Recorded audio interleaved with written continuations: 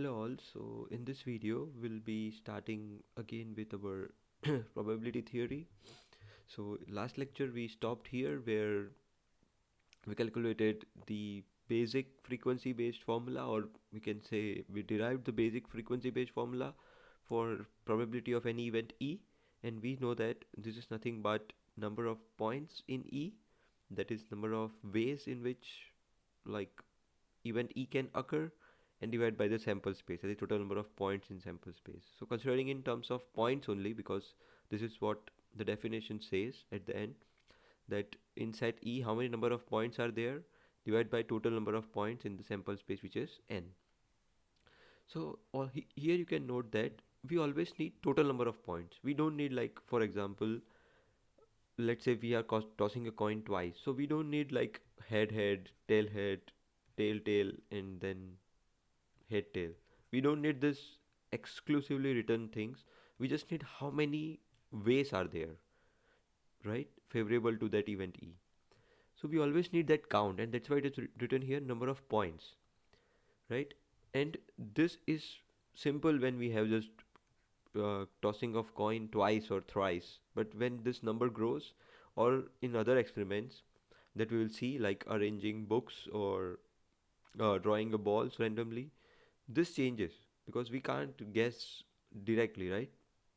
So there needs to be something that helps us to calculate this number of ways or number of points.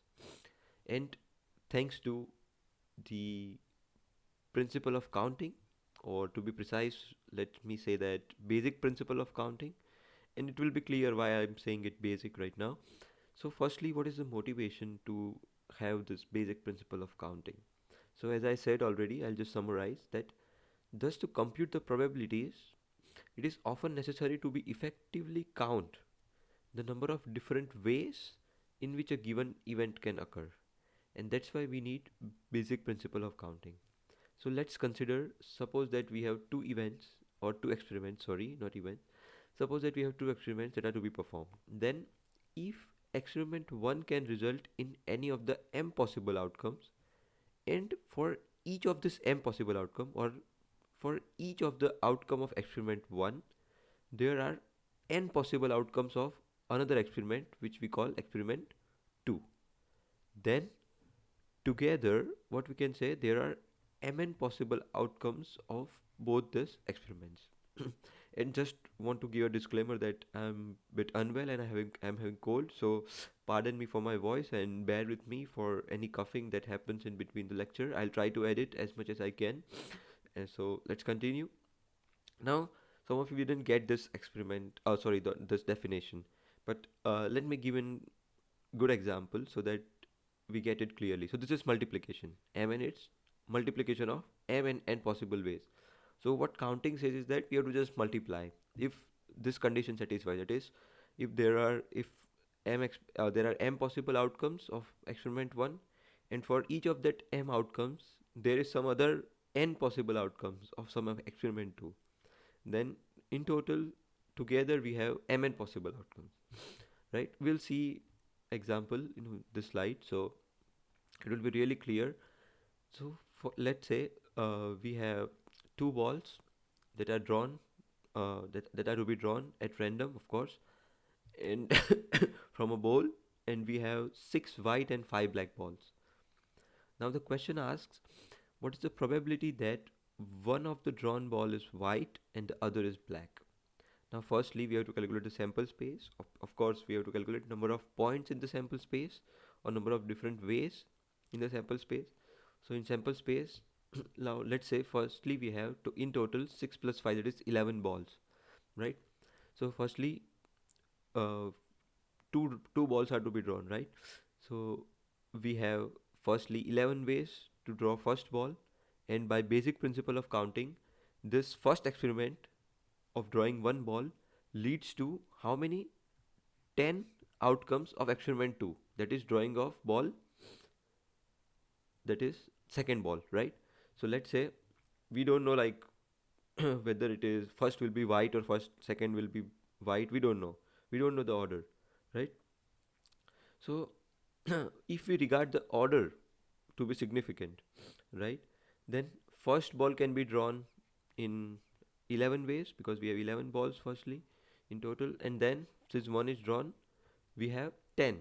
So I'm just trying to connect it with basic principle of counting, that is, this first experiment of drawing one ball in, like, from this 11 balls, right, is leading to 10 other outcomes of experiment 2 of drawing the second ball, right? And that's why we are multiplying it. And that is what the statement says, that for each outcome of experiment 1, right, there are n possible outcomes of experiment 2. So here, for experiment 1, there are 11 outcomes, and for each of these 11 outcomes, there is 10 other outcome for experiment 2. So in total, we have just 110 points in our sample space. So in total, this is our sample space. Now, in the question, it is not mentioned that whether first ball should be white or second should be white, right? Or vice versa, right? That is, first ball is white, second black, or vice versa. So we have to consider both the cases. So this is case number 1, and this is case number 2. So let me write, it's case number 1, this is case number 2. So in case number 1, our first ball is white and second is black. So of course, how many white balls are there? 6. So we have 6 into 5. Second is, how many black are there? 5. So we have 30 points. And if we have first as black and second as white, then how many black we have? 5. And how many white we have? 6. So again 30 points. This we are doing using basic principle of counting. So, but we know that this two can't occur simultaneously. Either this can be the case or this can be the case. So in our required probability that we want, we will add this. So in the numerator, this two 30s will be added, and in the denominator, we'll just write 110, which is our total number of points in sample space. So this will be 6 by 11, right? So I hope you are able to connect the basic principle of counting with this experiment. And if not, it's okay. I'll take one more example in this video and things will be more clear. Now, I called it basic principle of counting. So what is a generalized basic principle of counting?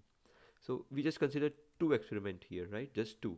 But now if we consider, let's say, R number of experiments, then the same thing is valid. So I urge you to write the statement of the same.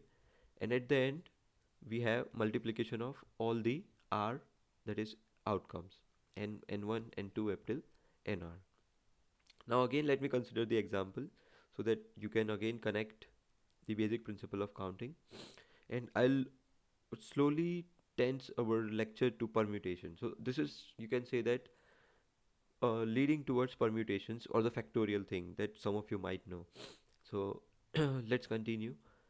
So let's say we have three letters A, B, and C, and we are asked how many different ordered arrangements of these letters A, B, and C are possible.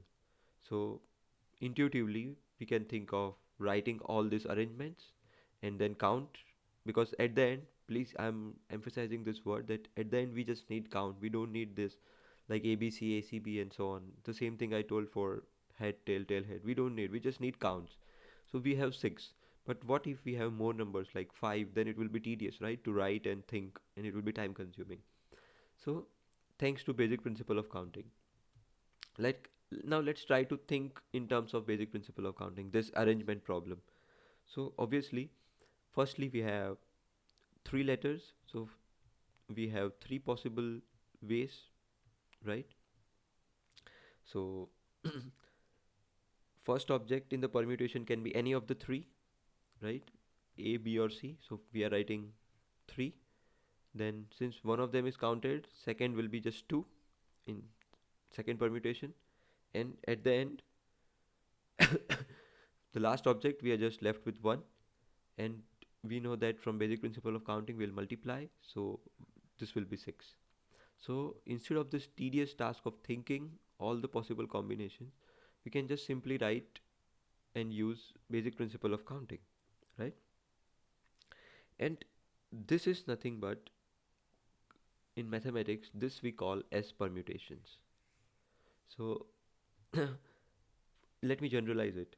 So let's say we have n objects, and our task is to do the same, like how many different order arrangements are possible. So we'll just say that we have n, we will multiply n into n minus 1 into n minus 2, and we'll go so on until we get 1. So let me write 3, 2, and then 1, right? So this is nothing but the definition of factorial. So in mathematics, if we multiply the number and decrease it until we get to 1, we call it factorial. Some of you might know this, but I'm covering everything, okay, from basics to target all the audience. So this is what factorial is, and this is what the definition of factorial is. So there are some basic things that we can do with factorials now. So for example, 1 factorial is 1. 2 factorial, of course it will be 2 into 1, which is 2. 3 factorial will be 3 into 2 into 1, which is 6, and so on for 4 factorial. And note that 0 factorial will be 1, right? Just think of it, there are many videos on YouTube why 0 factorial is 1. This can be a brain teaser or something like that. So in next lecture we'll consider a good example of calculating some probabilities using this factorial thing, or to be precise, because we derived factorial from basic principle of counting only. So again we'll consider one example in which this factorial can be utilized thoroughly so that things are more clear, and then we'll move to combinations. So, and there are often confusion between permutation and combination, when to use what. So all things will be clear in this series only. So stay tuned and we'll see each other soon. Thank you.